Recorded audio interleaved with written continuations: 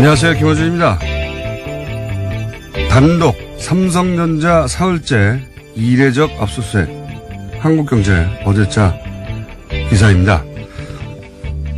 다스의 미국 변호사 비용을 삼성전자가 대납했다는 혐의 수사를 위해 검찰이 사흘 연속 삼성전자를 압수수색한 건 지나치다는 내용입니다. 이 압수수색으로 삼성이 크게 위축됐고 삼성 임직원들도 크게 당황했으며 삼성전자의 대외 신인도와 브랜드 가치에 부정적인 영향을 주고 있는데 삼성전자와 같은 글로벌 기업에 대한 압수수색은 제한적으로 진행돼야 한다고 이 기사는 주장하고 있습니다. 삼성전자 신인도와 브랜드 가치를 떨어뜨리고 삼성전자에 가장 부정적인 영향을 끼친 당사자는 최순실에게 말을 사주고 뒷돈을 대다 들킨 자기네들 부회장입니다. 다스 소송비는 그 소송비를 대납하라고 검찰이 시킨 게 아니지 않습니까? 글로벌 기업이면 압수수색 당할 일을 애초에 하질 말았어야지 누굴 탓하나요? 이렇게 삼성 걱정해주는 기사를 볼 때마다 드는 생각이 있습니다. 저 양반은 대체 왜 삼성 걱정을 대신 해주고 있을까? 자기 앞가림하기도 바쁜 일반인들이, 월급쟁이들이, 기자들이 삼성 걱정해줄 때마다 저는 매우 웃깁니다. 삼성은 돈도 너무 많고 힘도 너무 세고 연줄도 너무 넘쳐서 대신 걱정 안 해줘도 끝도 없습니다. 삼성 걱정은 삼성이 알아서 하니까 기자님, 우리는 각자 본인 앞가림이나 잘하면 되는 겁니다. 김어준의 어드바이스였습니다. 시사인의 김은지입니다. 네. 삼성 걱정을 이렇게 많이 하라고 그랬어요, 저는. 예, 한국경제뿐만이 아니라 수많은 언론들이 하고 있습니다. 그 기사 쓰는 분들, 예. 본인이 앞가림이나 잘했으면 좋겠어요, 다들. 삼성은 삼성이 걱정할 스스로 알아서 합니다. 예. 걱정부서 따로 있어요, 거기. 어마어마하게 커요. 걱정부서 하나가 이 기자님들이 소속된 회사보다 더 커요. 예, 같은 언론인으로서 사실 좀 민망한 상황인데요. 예. 걱정부서 하나가 기자님들이 속해 있는 언론사보다 더 부자예요. 걱정 안 하셔도 돼요. 예, 자기들이 다 알아서 걱정합니다. 자, 첫 번째 뉴스는 뭡니까? 네, 이현동 전 국세청장이 구속됐습니다. 이명박 정부 시절 국가정보원의 김대중 전 대통령 음해 공작 등에 대해서 협조한 대가로 대북 공작금 수천만 원을 받은 혐의인데요. 어제 영장실질심사가 있었습니다. 서울중앙지법 강부영 영장전담 판사가 밝힌 영장 발부 사유는 다음과 같습니다. 주요 범죄 혐의가 소명되고 증거를 인멸할 우려가 있다라는 겁니다. 이거 말 안 해도 돼요. 이거 이제 다 외웠어요, 사람들이. 영장 발부될 때는 혐의가 소명되고 인멸 위험이 있다. 뭐 이런 거고, 안 됐을 때는 인멸 위험이 없다. 뭐 이런 얘기인데, 이현동 전 국세청장은 지난주 잠시 말씀드렸지만, 이번에 구속된 건 국정원 이제 대북 공작금으로 김대중 노무현 전 대통령 해외 비자금 있나 찾다가. 네, 실패로 돌아갔다고 하는데요. 실패로 돌아갔지만 거의 10년 후에 이제 잡힌 것이고요. 예. 그래서 그 건으로 지금 되는 건데, 그런데 이제 지난주 잠시 말씀드렸지만 현재 핫한 삼성전자의 다스 미국 소송비 대납, 예. 이 건이 제가 아는 한 이현동 전 국세청장 역할이 있습니다. 예. 네, 추가 혐의가 또 생길 거라는 말씀이신 거죠? 현재 언론에 전혀 안 나오고 있는데, 이 다스 분야는 제가 또 전문가 아니겠습니까? 네. 아직 어디서도 안 나오는데 앞으로 나올 겁니다. 만약 안 나오면 제가 이 뉴스공장에서 얘기하는 것으로 아주 재밌는 스토리가 있거든요. 예. 그리고 이제 관련해서 이학수 전 부회장이죠. 예. 전 구조본 실장. 네, 그렇죠. 해외 체류하고 있는 건 바로 이 수사를 피하기 위한 게 아니겠냐고 제가 강력히 주장한 바 있는데, 아마 아프실 예정 기술 같은 거 쓰지 않겠는가. 네, 조만간 피해자로 소환한다고 하는데요. 예. 아프실 예정 기술이나, 소환되지 않으려고 여러 가지 노력하겠죠. 예. 어쨌든 이 이현동 전 국세청장 관련된 이야기는 이렇게 연결해서 머릿속에 떠올리셔야 된다. 예, 나중에 다스 연결된다. 소송비 대납 관련까지 예. 이어진다라는 거죠. 나중에 연결된다. 안 나오면 제가 연결해 드릴게요. 자, 다음 뉴스는? 네, 이상은 다스 회장의 아들 이동영 다스 부사장 기억하실 겁니다. 이 이동영 다스 부사장이 최근 검찰 조사에서 한 진술이 JTBC에 보도됐는데요. 아버지의 지분은 작은 아버지인 이명박 전 대통령의 것이다 라고 시인했다는 겁니다. 지난달 24일만 하더라도요. 서울 동부지검에 조사받으러 가면서 포토라인 썼습니다. 그때는 아버님 것으로 생각한다라고 이야기했었는데 최근에 서울중앙지검 조사에서 말을 바꾼 겁니다. 그때 말씀드렸잖아요. 아버지 거라고 말해야지. 아버님 것으로 생각이 된다고 나는. 말이 안 되잖아요? 예. 이 전 대통령, 이명박 전 대통령 기자회견 다음날 제가 다 끝났다고 말씀드렸는데, 이명박 전 대통령 주변에서 방어해주거나 보호해주거나 최소한 침묵해주는 사람들은 이유가 뭐겠어요? 이명박 전 대통령이 힘이 있다고 생각해서 그러는 거거든요. 예. 자기가 혼자 괜히, 진실을 말했다가 자기만 죽지 않겠나. 과거에 힘이 있을 땐 그랬으니까요. 근데 이 기자회견은 힘이 없다는 걸 보여준 기자회견이에요. 그 사람들은 굉장히 예민하게 그걸 바라봤을 텐데,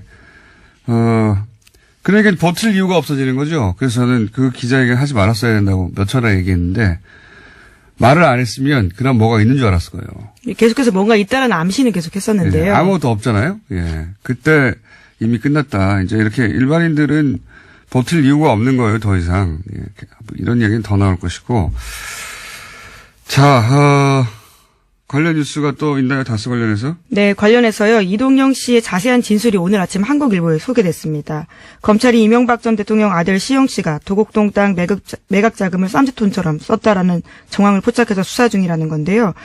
이동영 씨에 따르면 2013년 정도에 이시영 씨가 이상은 회장 명의의 통장을 만들어 달라고 했다고 합니다. 여기에는 도곡동 땅 매각 자금 10억 원 정도가 입금됐고요. 또 이상은 회장의 다스 배당금 수억 원도 송금됐다라고 합니다. 이 돈을 자기 개인 돈처럼 쓰다가요. 지난해 12월 달에 이동영 부사장에게 통장을 돌려줬다라고 합니다.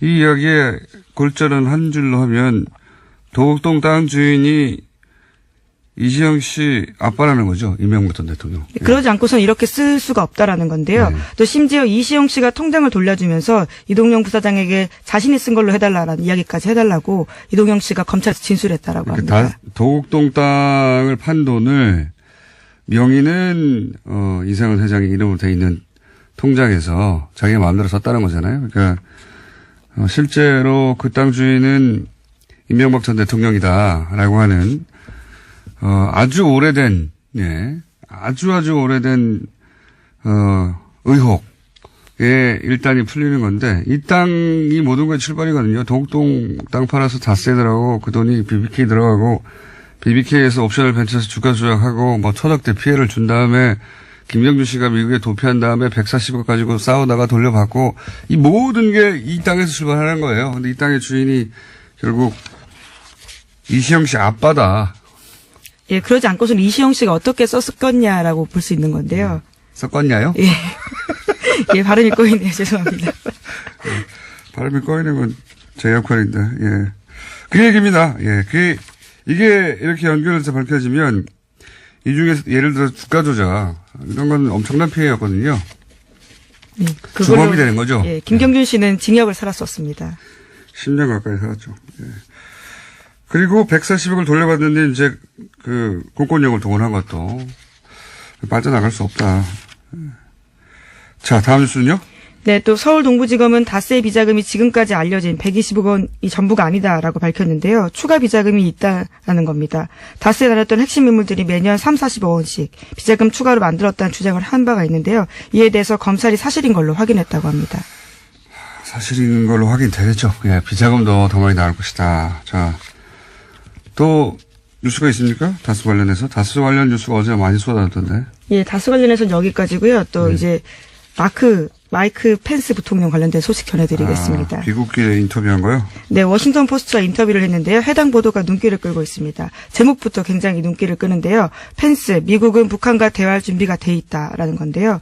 펜스 부통령이 워싱턴 포스트 칼럼니스트 조지 로긴과 인터뷰했습니다. 여기서 문재인 대통령과의 회동에서 평창 이후에 추가적인 대북 관여를 위한 조건에 합의했다라고 하면서요. 북한이 대화를 원한다면 우리는 대화를 할 것이다라고 이야기했습니다. 펜스 부통령의 발언은 별로 주목할 필요가 없어요. 부인이 대북 정책을 결정할 위치에 있지 않고, 예. 트럼프 대통령이 2인자를 두지 않는 사람이라, 예. 이 발언은, 트럼프 대통령이 허락한 발언이다. 혹은 그 이전부터 예정된, 예를 돌아가는 길에 이 정도 말을 한다. 라는 예정된, 동선하에 나온 인터뷰라고 봅니다. 갑자기 자기가 스스로 이렇게 생각해서 백악관이 아무런 전제 없이 일단 초기 대화를 하겠다고, 본인이 판단해서 비행기 안에서 갑자기 인터뷰한 것이 아니다. 네, 이와 관련해서도 그렇게 밝혔는데요. 펜스 부통령은 한국에 체류하는 동안 매일 트럼프 대통령과 협의했다라고 밝혔다고 합니다. 지시를 받았다. 예. 예. 정확하게. 네, 이번 발언은 그래서 트럼프 대통령 의중이 반영됐다라고 볼 수 있는 거죠. 당연한 겁니다. 부통령은 이런 거 결정 못 해요. 예. 그리고 힘이 센 부통령들이 가끔 있어요. 드물게. 그런 케이스도 아니기 때문에. 자, 다음 뉴스는요. 네, 북한의 핵실험 및 탄도미사일 시험 발사 잠정 중단 가능성을 시사했다라는 한국일보 보도가 있는데요. 제1본 조선인 총연합회, 그러니까 조선총련 기간지인 조선신보를 보고 분석한 내용입니다. 민족사의 대전환을 예고하는 대통령 방북 초청이라는 제목의 기사인데요. 내용을 그대로 인용하면 남북대화 관계 개선의 흐름이 이어지는 기간 동안에 북측이 핵실험이나 탄도로켓 시험 발사를 단행하지 않을 거라고 보는 것이 논리적으로 현실적으로 타당하다라고 주장했습니다. 말을 꼬기는 정말. 어쨌든 일본에서 조총련계 기간지 통해가지고 이게 잘 되면 우리가 동결하겠다. 핵 예, 관련해서. 북한의 입장을 슬쩍 내보이는 거죠. 이 클린턴 정부 말기에 거의 평화협정 맺어지기 직전까지 갔었어요. 예, 그때 캘리포니아에서 말도 안 되게 이제 부시가 뒤집어져가지고 당선되지만 않았어도 정말 직전까지 갔었거든요. 예. 클린턴 대통령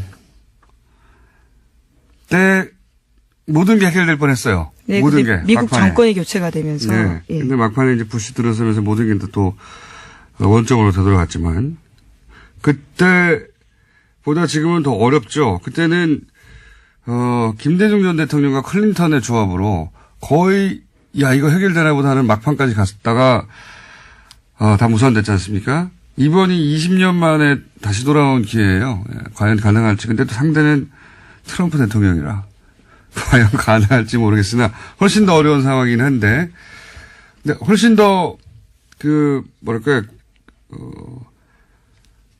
트럼프 대통령이 자기 생각만 하는 사람이라 저는 오히려 가능할 수 있다는 생각을 자꾸 합니다. 자기가 노벨 평화상 받으려고 저는 노벨 평화상 받으려고 한다고 생각하거든요. 트럼프 대통령이 오바마 대통령을 넘어서기 위해서 노벨 평화상을 받기 위해서 극적인 뭔가 할 것 같은데 그게 대북 문제 아니겠는가. 네, 평화협정을 끌어낸다면 그 또한 가능한 시나리오라고 생각할 것 같습니다. 트럼프 대통령이 말도 안 되게 노벨 평화상 받을 수도 있어요. 오로지 우리에게 평화를 주기 위해서가 아니라 자기가 상을 받으려고 그렇게 할 수도 있다는 생각을 저는 계속합니다. 작년부터. 자, 다음 뉴스 뭡니까? 네, 강원랜드 채용 비리에 대한 윗선의 수사 외압을 폭로한 안미영 검사 기억하실 텐데요. 안 검사가 어제 수사단에 참고인으로 출석해서 진술했습니다. 안 검사는 강원랜드 전 사장에 대해서 구속영장을 3번이나 청구했는데 3번 다 대검에서 반려됐다라고 밝혔습니다. 이게 핵심은 사실은 권성동 의원이죠, 지금 현재. 이 사건 초기부터 채용 비리 리스트에 종이에 써 있어요. 권성동 의원의 이름이. 예, 지원자, 청탁자 이름이 나란히 쓰여 있긴 합니다. 예, 청탁자 이름이 나란히 써 있고, 그리고 이제, 소위 이제 검찰이 확보했다고 하는 소위 브로커라고 봐야 되겠죠? 예. 브로커와, 강원랜드 사장과 전 사장이죠? 전 사장과 통화 내용 중에 시사인이 보도했었죠, 이거? 예. 네. 예, 대포폰이 있었는데요. 네. 이 대포폰이 일종의 스모킹건 같은 역할을 하고 있습니다. 거기 보면은 권성동 의원하고 얘기를 했냐, 의논을 했냐, 이런 얘기 나옵니다, 다. 그리고 지금 구속된 최영집 전 강원랜드 사장, 채용 비리의 핵심, 최 전 사장과 권성동 의원이 또 계속 연락을 주고받았다는 기록도 있고, 내용도 있고, 네. 예, 관련된 자료를 근거로 계속해서 수사를 진행하려고 했는데요. 안 검사의 수사를 막은 겁니다. 그러니까 권성동 의원의 연루는 명백합니다. 다만 어디까지 연루됐냐가 관건일 뿐인데 수사를 전혀 안 했으니까요. 네, 본인은 계속해서 부인하고 있는 상태고요. 심지어 안미영 검사를 고소한 상태입니다. 고소할 수 있죠. 예. 저도 고소를 많이 당해봤어요. 고소고발은. 자, 어쨌든 연루는 분명한데 어디까지 연루됐는지가 관건인데 이걸 수사를 해야 하나 수사를 못하고 있는 상황이다. 그리고 검찰 고위 간부가 그 이전에 계속 그걸 막았다. 이게 핵심이죠. 그거를 안미영 검사가 이제 참다 할 수 없이 폭로를 한 거고요. 굉장히 이례적인 겁니다. 개인적인 문제가 아니라 검찰 내 그 수사지휘 문제를 가지고 현직 검사가 이렇게 폭로한 건 제가 아는 한 처음이에요. 네, 수사를 하고 싶다고요, 검사가요. 이 같은 이야기를 한 겁니다. 수사하는 검사가요. 이런 건 처음이에요. 예를 들어서 뭐 서 검사, 이원정 검사 같은 케이스하고 또 다른 문제입니다. 이거는 검찰 지휘 체계의 검찰 동일체라고 하는 사실 그게 뭐 올바른 건 아닌 것 같은데 그 원칙을 처음으로 공개적으로 깬 용기로 따지면 대단한 용기의 인터뷰거든요. 예. 안 검사가 아무런 불이익 당하지 않고 이 수사가 제대로 돼야 되는데요.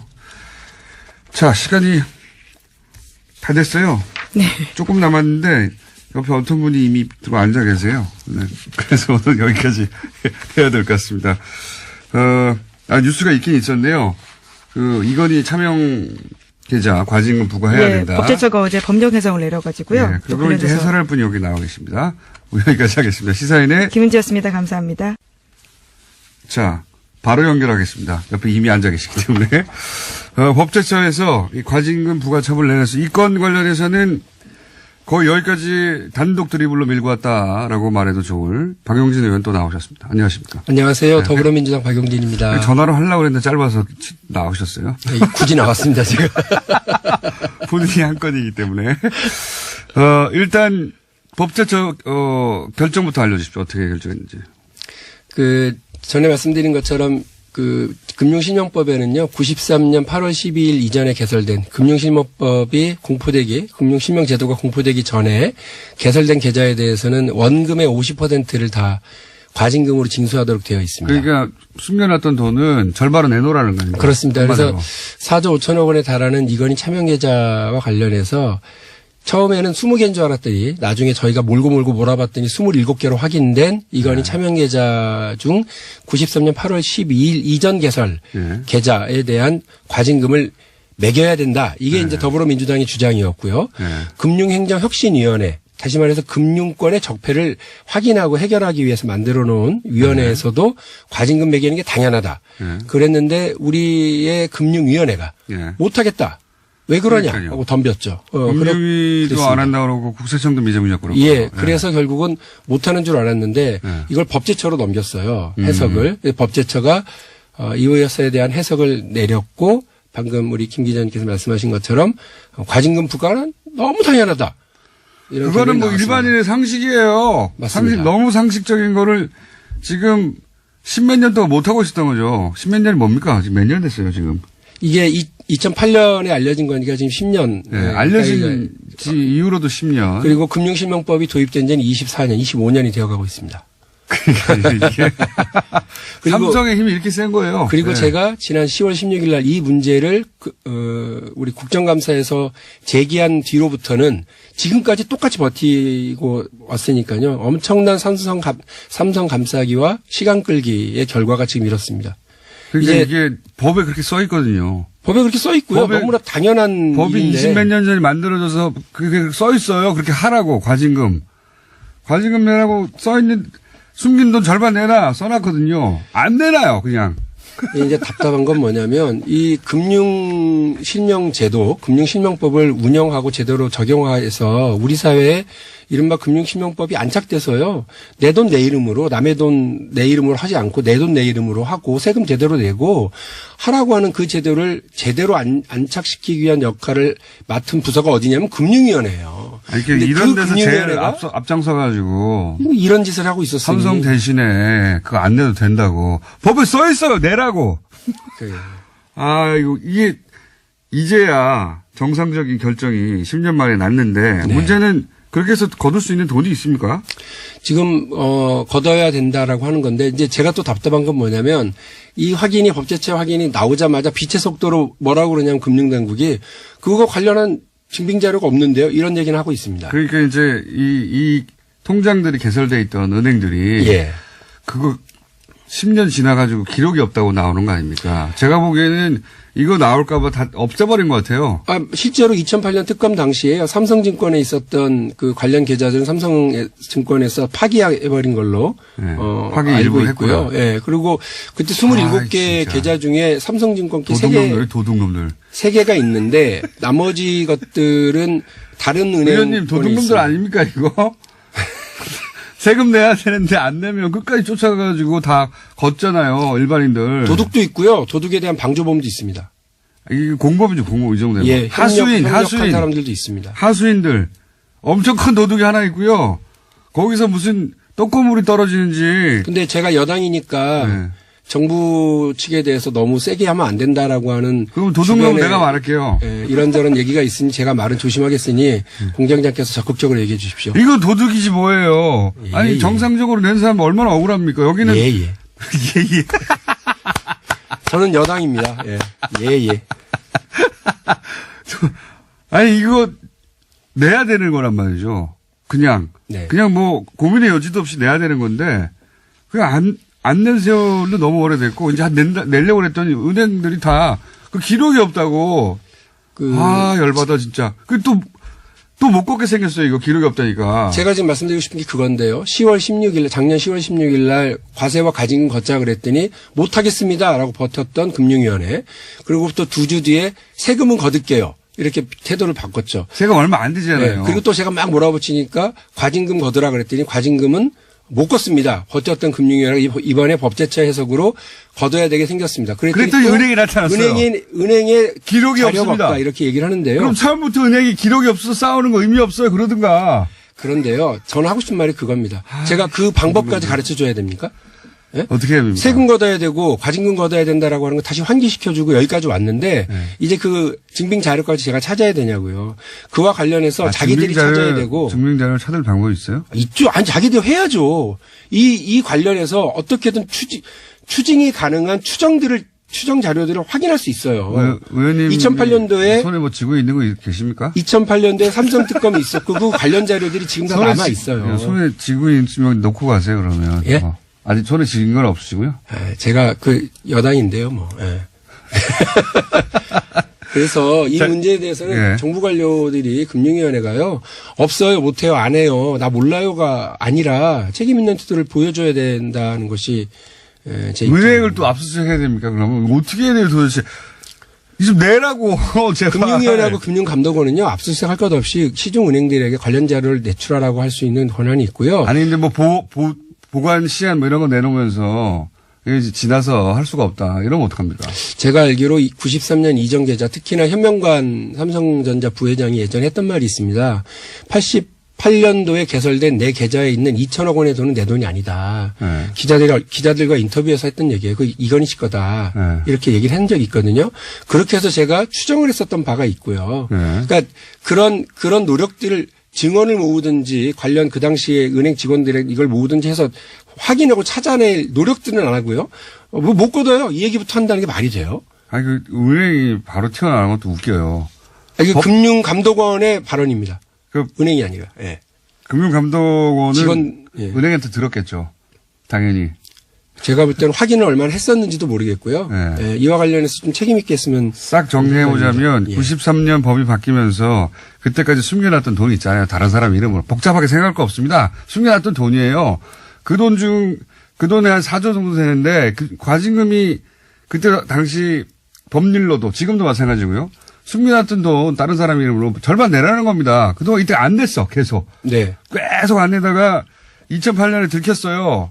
들켰는데 그때부터 지금까지 계속해서 그 돈을 거둬야 될 책임이 있는 혹은 뭐 지휘해야 될 책임이 있는 곳에서 그 돈을 안 거둬도 된다고 계속 얘기해 준 거예요. 정확하게 말씀하세요. 네. 안 거둬도 된다고. 그다음에 국세청도 안 해도 된다고. 그렇죠. 그러니까 2008년은 우리나라의 블랙홀. 도둑놈들이에요. 도둑놈들. 네네 하셔야죠. 네네네. 블랙홀 같은 한 해인데 2008년이 이때 MB 정부가 시작이 되고요. BBK 특검은 은폐 특검이 돼버렸고요. 삼성 특검은 면죄부 특검으로 끝났습니다. 그래서 금융위원회는 그 당시 이건 금융실명법 위반이 아니라고 해석을 해서 지금 공장장 말씀하신 것처럼 이렇게까지 온 거죠. 그러니까 오히려 삼성의 차명 계좌를 삼성 이건희 회장 돈으로 넣어주는 역할만 해줬을 뿐이고요. 그러니까요. 거기에 대한 세금과 제대로 된 과징금을 거두려는 노력도 하지 않았던 겁니다. 아니, 10년 동안. 예. 예를 들어서 김영철 변호사가 완전 목을 걸고, 폭로했잖아요. 네. 네, 폭로했는데, 거꾸로 그 폭로한 돈을 다 쌈짓돈으로 챙겨갔어요. 이게 말도 안 되는, 도둑놈들. 네네. 맞습니다. 네네. 네. 아, 제가 이거 하나 읽으려고 좀 써놨는데. 도둑놈과 그 공범들이에요. 네. 하나 써놨는데 읽어도 돼요? 이거 읽고 가십시오. 이제. 왜냐하면 우리 공장장님이 막 네. 얘기를 하시면 제가 해야 될 얘기 못하고 한 적이 많아서. 자, 읽을게요. 네. 이건희가 차명계좌에 4조 5천억을 숨겨놔도 감옥 가지 않았습니다. 법이 그렇답니다. 이재용이 이건희의 숨겨진 돈에 금융실명법에 따른 세금과 과징금을 매겨야 한다고 했더니 그렇게 못한답니다. 법이 그렇답니다. 이재용이 뇌물과 국민연금 통해서 삼성물산을 날로 먹어도 석방됩니다. 법이 그렇답니다. 이건희의 자녀들이 회사 돈으로 집수리를 해도 3억밖에 안 된다고 조사도 안 합니다. 법이 그렇답니다. 버스 운전기사는 2,400원의 버스비를 횡령했습니다. 해고됐습니다. 법이 그렇답니다. 대한민국이 법이 그렇다고 의원님, 아직도 많이 관료들이 그랬습니다. 이런 일 저질러 놓은 관료들에 대해서 처벌하고 책임 묻는 게 나라다운 나라 만드는 일이라고 저는 생각합니다. 의원님, 그 마지막 방식은 효과가 없는 것 같아요. 그냥 저하고 주고받는 게 더 나을 것 같아요. 그런가요? 아유, 제가 일부러 써놨는데. 속이 되게 상해서 그래요. 정말. 아니, 그러니까, 복잡하게 얘기하면 안 돼요. 이건 그냥 모두가 다 하는데 삼성이라서 빠져나간 거예요. 그것도 국가기관에서 더 도와줘가지고. 네네. 네. 네네.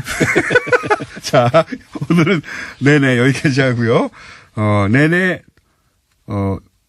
의원님 호는 그럼 네네로 하죠. 전에는 뭐 조지다러시더니. 네네 박용진 의원이었습니다. 감사합니다. 네, 고맙습니다. 박근혜 정부 시절에 이 복지 정책이 항상 문제였습니다. 네. 최근 그렇게 제동이 걸렸던 정책들이 풀려나고 있어요. 대표적인 당시 피해자, 당시 피해자 이재명 성남시장이 수조에 모셨습니다. 안녕하십니까? 네, 반갑습니다. 당시 복지 관련 뉴스 해가지고 이제 이재명 시장이 뭐 하려고 그러는데 못하게 하는 거. 네. 못하게 하면 막 들어눕고 그러셨죠. 네. 재벌 주전공이 원래, 뭐 그런 거 했는데. 밥 안 먹고 막 들어눕고 막 해달라고 해. 단식, 네.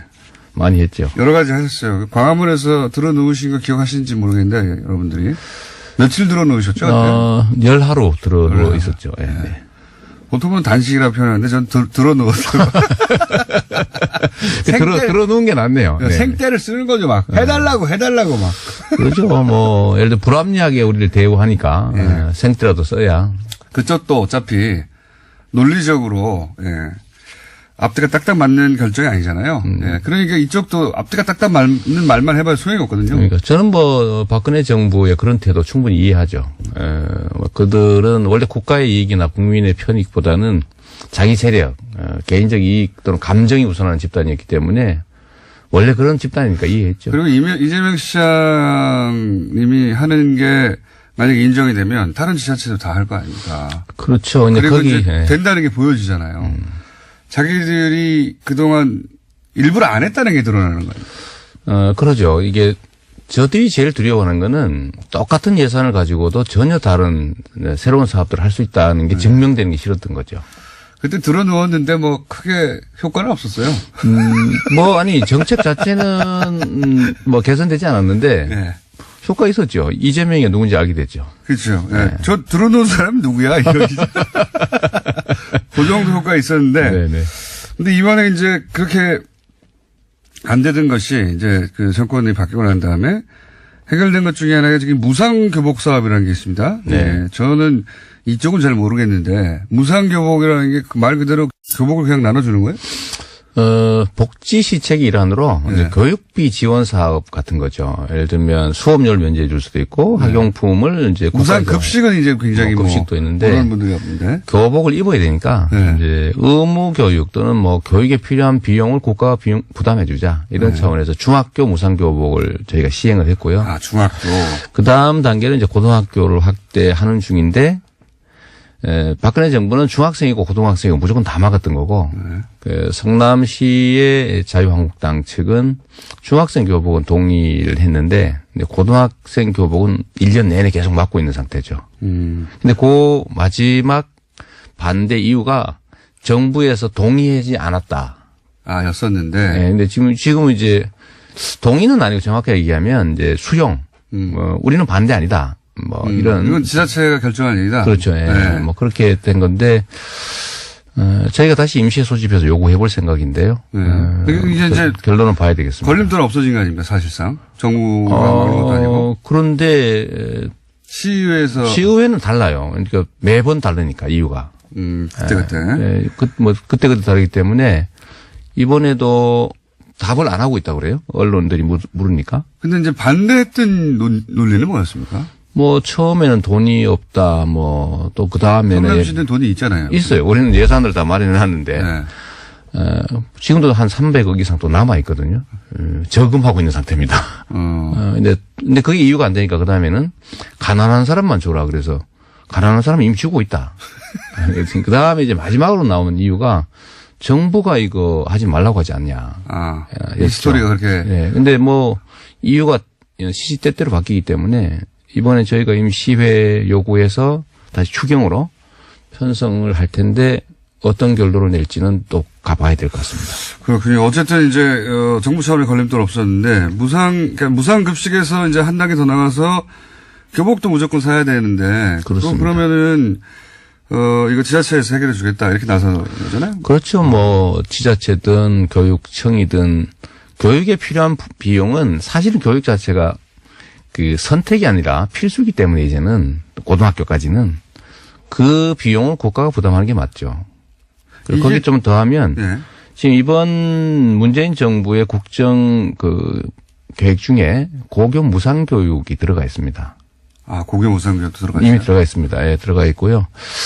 또 하나 더 말씀을 드리면 일부에서 그런 얘기예요. 아, 교복을 없애버리지 그러냐. 이런 네. 반론이 꽤 있습니다. 네, 그렇죠. 근데 그렇게 할 수도 있죠. 그거는 교복이 왜 유지가 되고 있는지를 잘 모르고 하는 얘기죠. 만약에 교복을 없애면 학교에서 그야말로 일종의 패션쇼가 벌어질 수 있습니다. 좋잖아요, 패션쇼. 문제는 돈이죠. 예를 들면 학생들 사이에 자산. 오히려. 그렇죠. 그걸 오히려. 막기 위해서 사실 교복을 입는 측면이 아주 강합니다. 그것도 뭐 일리 있는 이야기네요. 그거는 근데 지금 현재는 어떻습니까? 전국 중학교가 다 교복을 입어요? 의무는 아닌데 대체적으로 입고 있죠. 그런 이유로 해서. 네, 그렇습니다. 왜냐하면 학부모들이 교복을 입자고 그래요. 교복 자율화가 됐다가 다시 그렇게 네. 돌아갔군요. 네. 여러 가지 시행착오 끝에. 그렇습니다. 네. 아하. 그래서 교복을 대부분 입는다. 그러면 그 교복은 학교마다 다 다르죠, 조금씩. 조금씩 다르죠. 그 똑같은 교복, 같은 학교 내에서도 교복마다 또 차이가 있습니까? 싼 교복, 비싼 교복. 그럴 수 있죠. 소위 이제 그렇구나. 비싼 뭐라 그러면 상표를 붙인. 네. 비싼 천을 쓴다든가 상표를 상표 때문에 주로 그러죠.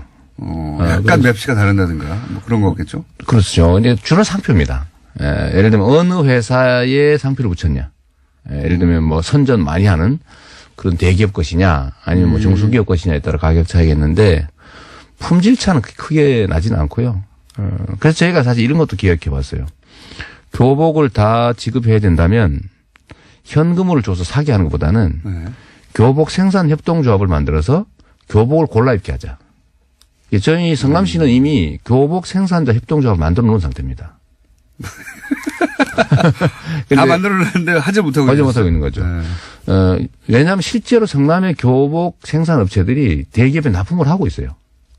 이미. 알겠습니다. 네. 근데 거기에 생산 원가보다는 훨씬 비싼 가격으로 대기업들이 받고 있죠.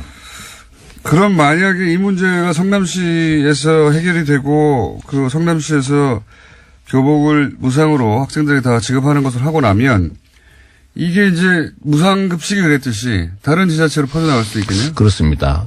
이래서 다른 지자체들이 재정 상황이 어려우니까 이거 부담이 되지 않냐라고 얘기하는데요. 네. 이건 전혀 사실이 아닙니다. 왜 사실은 아닙니까? 보통은 시군들처럼 재정이 어려운 지역 얘기들 하지 않습니까? 네. 제가 하나 예를 들어봤는데요. 경기도에 6만 명대의 군 단위가 하나 있습니다. 예를 들면. 네. 거기는 1인당 예산이요. 한 5, 600만 원씩 됩니다. 근데 성남시 같은 경우는 1인당 예산이 1년에 200만 원이에요. 그런데 그쪽에는 예를 들면 우리는 30억 가까이 들지만 거긴 학생이 몇 명 없잖아요. 기껏해야 제보기는 한 4, 500명? 그 정도면은 30만 원씩 해도 얼마 안 됩니다. 그러니까 한 2억 정도밖에 안 되는 거죠. 그러니까 전체 3, 4천억 예산 중에서 2억이 없어 못하는 건 아니거든요. 도로 포장 엉뚱한 데 하나 안 하면 간단히 마련할 수 있는 돈이죠.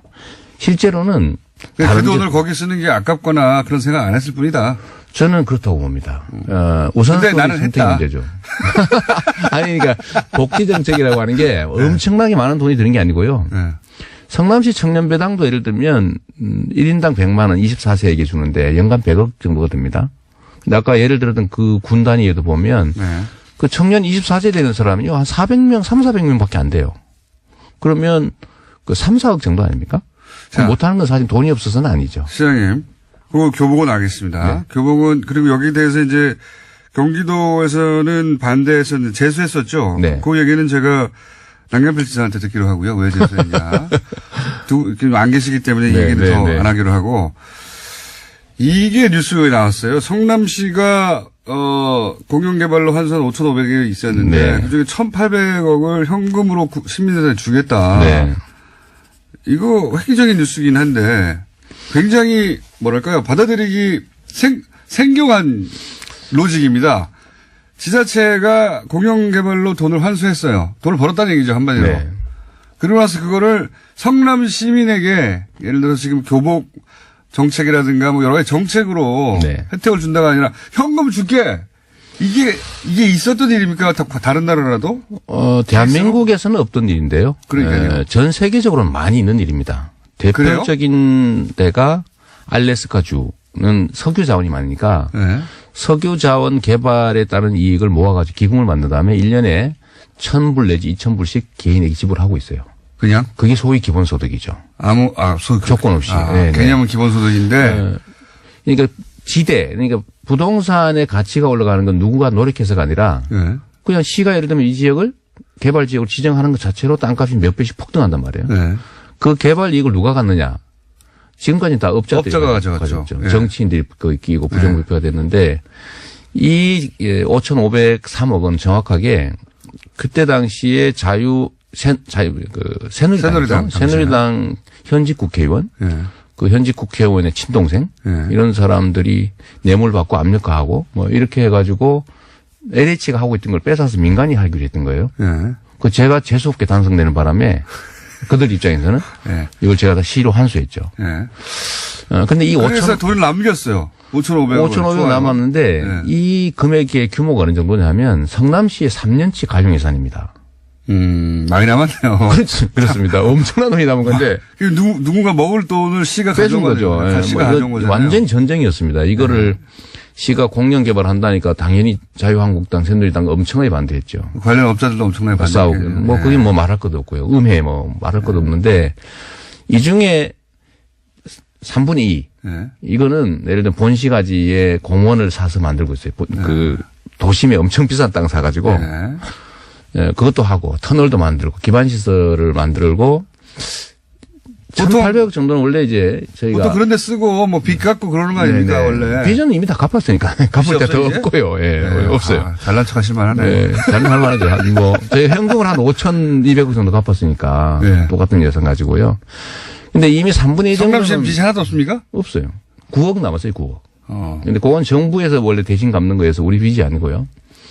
근데 5,500억 중에서 3분의 2는 이미 그런데 썼는데. 그래도 남았어요? 그리고 1,822억이 남은 이거 어디다 거죠. 쓸까 고민하다가 성남 시민한테 돌려주자 이렇게 생각하신 거예요? 처음에는 임대 아파트 지으려고 생각해 봤죠. 근데 이거는 1,200세대 정도 혜택을 보는 건데 저는 그런 생각을 하는 겁니다. 자날자떡이라고 이게 정치 잘하면 자다가도 떡이 떨어질 수도 있고 잘못하면 날벼락 맞을 수도 있다. 이거를 우리가 사실은 좀 체감할 필요가 있거든요. 그러면 이거를 가구당입니까? 아니면은 1인당입니까? 1인당 얼마? 기본소득 개념이니까요. 100만 명쯤 되니까 네. 18만 원 정도고. 이거 성인에게만 줍니까? 아니. 미성년, 왜냐하면 이게 이념이 뭐냐면요. 시민들이 맡긴 주권을 행사해서 생긴 일종의 불로소득이기 때문에 성인만 가질 이유는 없죠. 왜냐하면 성남의 주인은 성남 시민이니까. 그러면 예를 들어서 일주일 전에 이사 왔어요. 그러면. 그거는 제한을 좀 하라고. 그거는 제한을 이제 해가지고. 용역 중인데. 네. 예를 들면 뭐 1년 이상 또 3년 이상 거주 이런 건 해야죠. 네. 왜냐면 이거 보고 이사 오지는 않겠지만. 네. 그럼 대략 얼마 정도 들어갑니까? 대개 한 20만 원 정도. 1인당. 가구당 한 뭐 60에서 한 70만 원 정도 되지 않을까 싶어요. 뭐 가구수에 따라가겠지만. 예. 4인 가구면 80만 원, 5인 가구면 100만 원이네요. 네, 근데 제가 이 얘기를 하고 싶은 거는 이거 처음 해보니까 처음 해보니까 여러 가지 이상하죠. 예, 왜 돈을 주고 그래? 이런. 근데 이거 당연한 거예요. 왜냐하면 세금이라고 하는 건 써 없애는 것이긴 한데 이건 세금이 아니거든요. 세금이 아니고 시민들이 맡긴 권한을 행사해서 생긴 세금 외의 수익이란 말이에요. 예. 그걸 예를 들면 장기 투자에 있을 수도 있지만 이건 일회성 수입이라서 일종의 정책을 만들기는 어려워요. 왜냐하면 다음에 이런 소득이 생긴다는 보장이 없으니까요. 그래서 이걸 저금해놓고 이자 따먹을 수는 없잖아요. 그럴 수도 있죠. 아니, 그 예산의 원리상 그러면 안 되는 거예요. 그래요? 네. 그러면 예를 들어서 필요한 사업들을 다 했는데 남았어요. 그러면 이걸 저축하고 이자를 따먹는 것도 안 됩니까? 그거는 세입 세출 균형의 원칙에 어긋나요. 왜냐하면 세대별로 올해 세금을 낸 사람이 올해 혜택을 봐야 그럼 되고. 이런 아이디어 한번 모집해 보시죠. 그러니까 이게 확정된 사안이 아니면 물론이죠. 1,800억으로 성남시가 할 수 있는 아이디어로 공모해 보시죠. 한번. 성남 시민들부터. 지금 현재 그걸 하고 있는 상태죠. 예를 들면 시장의 현재 안은 배당이에요. 저는 그게 옳다고 보고 그 배당도 지역 화폐로 주면 지역 경제가 살 거다. 저희는 지역 화폐를 하고 있으니까요. 이 시장이 아닌데 뭐 이걸 그 전문가는 용역도 줄 거고 시민사회에 던졌으니까 여기 반대 의견들도 나오죠. 반대 의견 결국 최종 결론은 다음 시장쯤에서 최종 결론 내게 될 겁니다. 아, 그렇구나. 시장님으로 있으신 동안 이 돈을 다 돌려줄 수는 없는 거고요. 왜냐하면 올 연말이 돼야 비로소 현재 들어오게 되는데 지금부터 준비를 해야 됩니다. 그때는 백수일 수도 있잖아요. 그렇죠. 저는 뭐 백수 아까네 내가 넘어갔네요. 그때는 백수일 수도 있죠. 네, 그렇죠. 성남 시장이 아닐 가능성이 매우 높죠. 네. 그래서 그 돈에 대해서 관여할 수가 없게 될 수가 있네요. 전혀. 그렇죠. 네, 그래도 예를 들면 제가 그냥 들어놓을 수는 있죠. 그거 내가 하라고 그랬는데 안 한다고. 시민의 한 사람으로서. 시민의 한 사람으로. 3년을 임기 남긴 상태인 시장이나 3개월을 남긴 사람이나 3일을 남긴 사람이나 시장인 건 똑같아요. 현재 해야 될 일은 해야 되는 거죠. 저는 이걸 제가 강제할 수는 없어요. 의회도 동의해야 되고 시민들도 공감해야 되고 그래서 의견들이 좋은 게 많으면 바꿀 수도 있는 거죠. 이거는 제가 보기엔 이렇게 되든 안 되든 이런 아이디어를 던졌자는 자체가 제가 보기에는 거의 들어눕는 수준의 발상의 전환이라고 봅니다. 예. 대한민국의 가장 심각한 문제는 엄청난 불평등과 격차고요. 이 불평등과 격차 중에서 가장 심각한 원인은 지대입니다. 소위 불로소득이죠. 부동산 불로소득을 환수해야 됩니다.